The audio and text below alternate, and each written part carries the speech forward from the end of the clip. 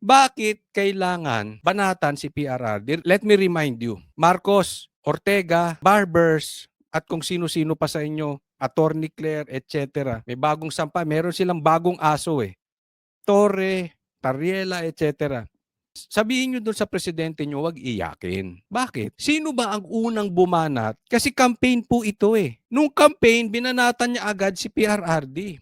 Idinidikit niya sa Pogo, idinidikit niya sa patayan sa AJK, tinawag na yung wala nang makuha si PRRD kung hindi pinabili ng suka. Again, ibig sabihin, sino ang unang umatake? Tapos, pag bumalag si PRRD, para kayong mga iyakin, papaatakihin mo yung mga aso mo. Di ba? Ano bang gusto ninyo? Pag inatake nyo si PRRD, manahimik si PRRD. Tapos gumanon.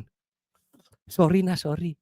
Sorry. Sorry. Ganon. Tingin nyo, kaya nyong gawin kay PRRD yun, tuta. Di ba? So, wag kayong magpaawa effect. Ortega, wag mo sabihin fake news, fake news. Unang umatake yung bossing mo eh.